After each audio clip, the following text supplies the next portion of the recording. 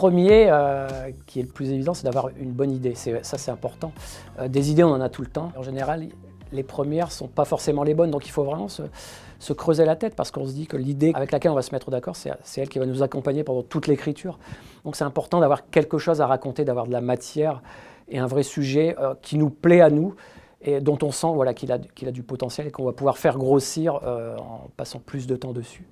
Et la deuxième clé très très importante, c'est d'avoir un bon personnage qui va porter cette histoire. C'est lui le représentant de l'histoire, de l'idée que vous avez.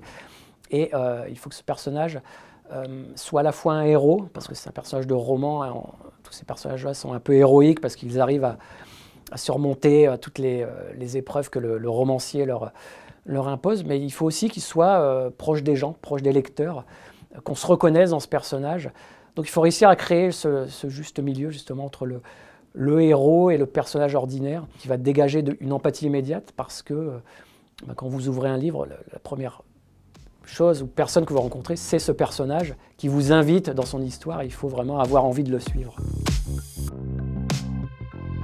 Je suis beaucoup plus productif le matin, donc c'est vrai que je me mets au travail assez tôt, parfois 7h30 du matin ou 8h, hein, dans le pire des cas, et c'est là où les idées arrivent, parce qu'il y a eu la nuit avant, il y a eu les rêves, il y a eu le subconscient, l'inconscient qui ont travaillé. C'est un moment que j'aime bien le matin, donc souvent j'écris vraiment, je crée le matin et l'après-midi, je reste évidemment face à mon écran, mais c'est plus de la relecture, du réglage de ce que j'ai écrit le matin, vraiment pour avoir une musique, enlever les répétitions. Donc c'est un peu un retravail de ce que j'ai écrit le matin. Et le lendemain, ben voilà, le cycle recommence. C'est un peu de cette manière-là que le livre avance, pas par pas.